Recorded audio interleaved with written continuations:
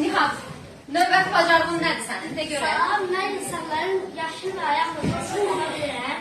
Yaşlı ayaq nömrəsi. Bunun üçün mənə bir şəxs lazımdır.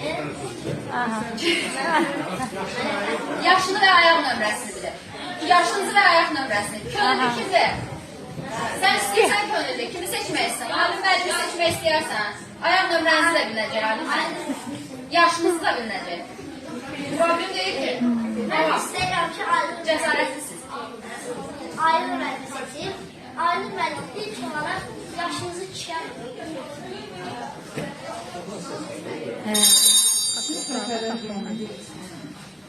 Zəhra mənim buradayım. Buradadır Zəhra.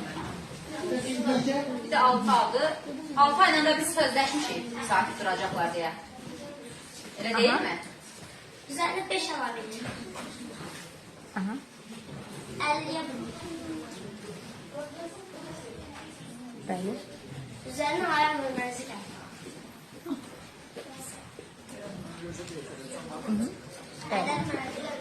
365. Bunu bilməyim üçün mənə qaranlıq bir yer lazımdır. Tədbirdən sonra ora girək. Ora olmaz mənim, bura. Siz oraya göndərdin, orada gəlmir mənim, burada gəlir, bax burada. Sabah. Nerede oturacaq? 365. 365. Bir sol bir bakın. Hani mən də çox cəsarətlisiniz, ayaq nömrəniz, yaşınız, hamısı çıxacaq ortaya. Ha, demirəm.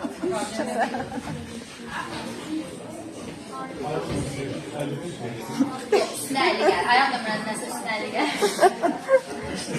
İndi artıq bütün lisey bilmiş olacaq, şagirdlər, müəllimlər.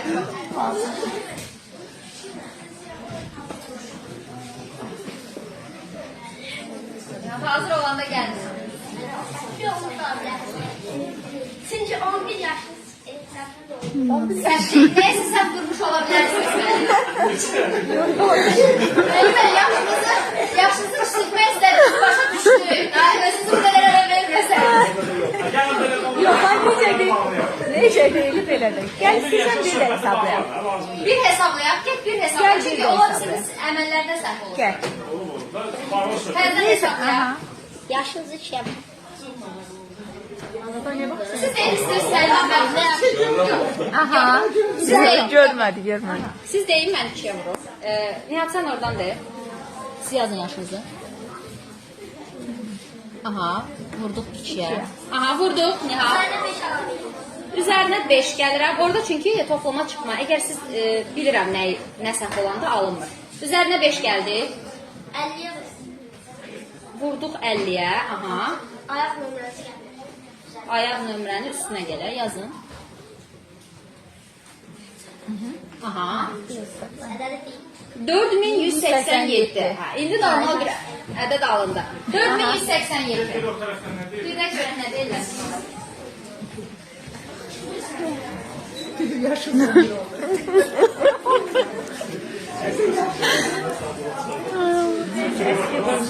Sizin 19 yaşınız 37 ayaq nömrəsi. Ay Allah.